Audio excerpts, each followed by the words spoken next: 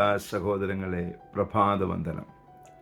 നമ്മുടെ രക്ഷകനായ ഈശോ പറഞ്ഞത്, എൻ്റെ ലോകം ഐഹികമല്ല, എനിക്ക് മറ്റൊരു ലോകമുണ്ട്. ആ ലോകത്തിലേക്ക് കൂട്ടിക്കൊണ്ടുപോകാനാണ് ഈശോ ഭൂമിയിലേക്ക് വന്നത്. നമ്മൾ പാപം ചെയ്ത് ലോകത്തിൻ്റെ അടിമകളായി. എന്നാൽ ഇതിൽ നിന്ന് സ്വാതന്ത്ര്യം പ്രാപിച്ച് സ്വർഗത്തിൻ്റെ അവകാശികളായി, ദൈവത്തിൻ്റെ മക്കളായി മാറ്റപ്പെടേണ്ടവരാണ്. അങ്ങനെ അവനിൽ വിശ്വസിക്കുന്നവരെല്ലാം ദൈവത്തിൻ്റെ മകനും മകളുമായി.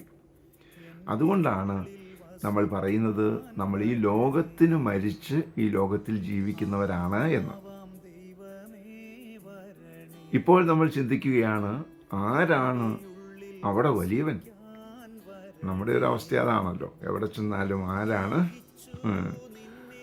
അവിടെ നമ്മൾ കാണുന്നത് ദൈവം തൻ്റെ സർവ്വദൈവിക സമാനതകളും വെടിഞ്ഞ് ഈ ഭൂമിയിൽ ജീവിച്ച വ്യക്തിയാണ്.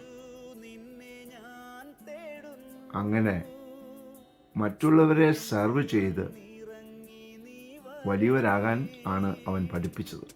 അവൻ പറഞ്ഞു, ഞാൻ വന്നത് ശുശ്രൂഷിക്കപ്പെടുവാനല്ല, ശുശ്രൂഷിക്കുവാൻ ആണ്. അതുകൊണ്ട് നമുക്ക് സ്വർഗരാജ്യത്തിൽ വലിയവനാകണോ? അതിനായി മറ്റുള്ളവരെ ശുശ്രൂഷിക്കാൻ ആഗ്രഹിക്കാം, പ്രാർത്ഥിക്കാം. പരിശുദ്ധ അമ്മയെ സഹായിക്കണേ.